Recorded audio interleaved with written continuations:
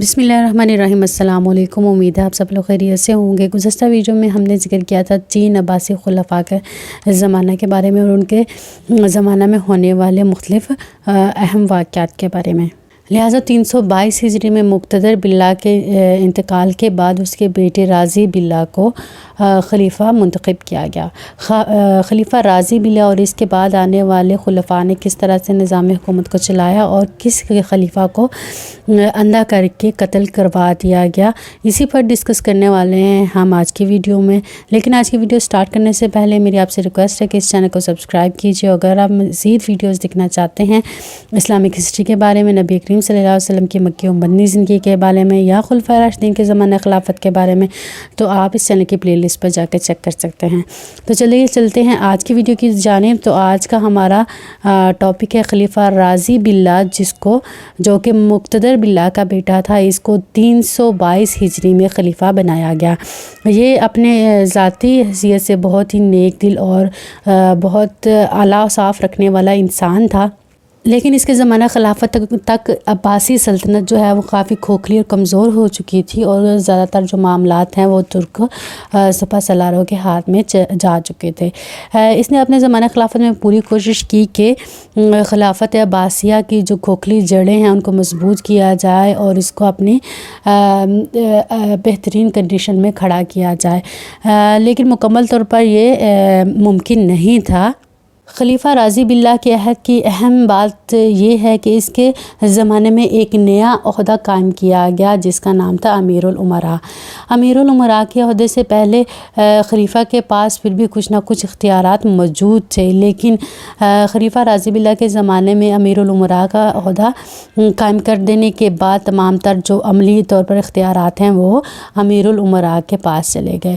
اس کے ساتھ ساتھ یہ عہدہ حاصل کرنے کے لیے جو سپہ سالار اور مختلف رہنما تھے ان میں چپکلش ہونے لگی، ان میں لڑائیاں ہونے لگی۔ ہر کوئی یہ چاہتا تھا کہ اس کو امیر الامراء کے عہدے پر فائز کیا جائے۔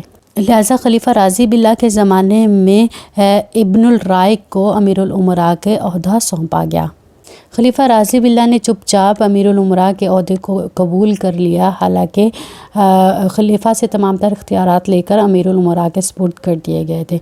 اس کے علاوہ خلیفہ راضی باللہ کے زمانے میں کچھ خاص فتوحات نہ ہو سکی، نہ ہی کوئی خاص اصلاحات ہو سکی، بلکہ وہ ایک کٹ پتلی خلیفہ بن کر رہ گیا۔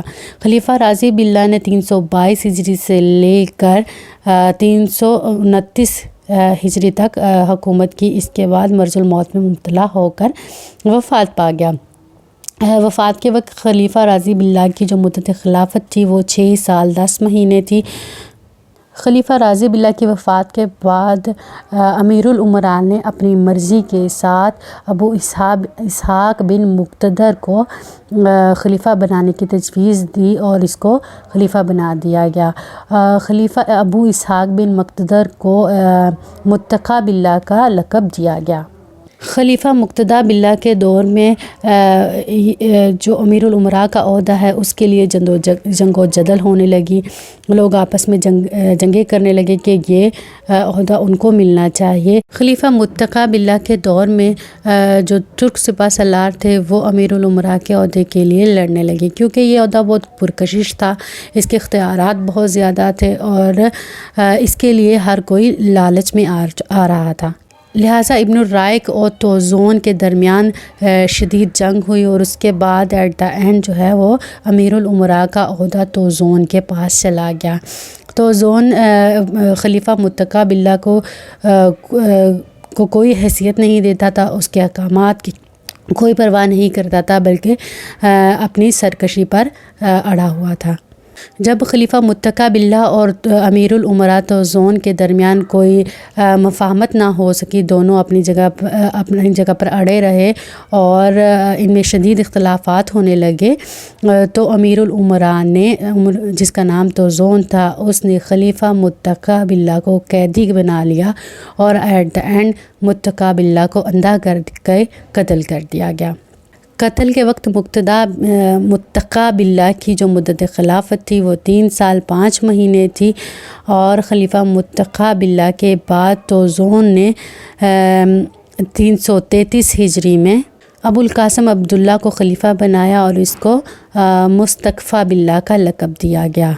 333 ہجری میں امیر الامراء توزون جو ہے وہ وفات پا گیا، اور اس کے بعد جو ہے زیرک بن شہزاد کو امیر الامراء بنایا گیا۔ لیکن دوسری طرف معز الدولہ جو ہے وہ امیر الامراء کے عہدے پر فائز ہونا چاہتا تھا، تو اس نے بغداد پر چڑھائی کر دی، جس کی بدولت جو امیر الامراء زیرک بن شہزاد تھا وہ تو فرار ہو گیا، اور خلیفہ مستکفی باللہ کو کوئی بھی راستہ نظر نہ آیا، لہٰذا اس نے معز الدولہ کو اپنا امیر الامراء بنا لیا۔ لہٰذا معز الدولہ امیر الامراء بننے کے بعد تمام تر عملی اختیارات کا مالک تھا، اور عباسی خلیفہ صرف ایک برائے نام خلیفہ تھا، اور اس کی کوئی بھی کسی معاملے میں بھی چلنے والی نہیں تھی۔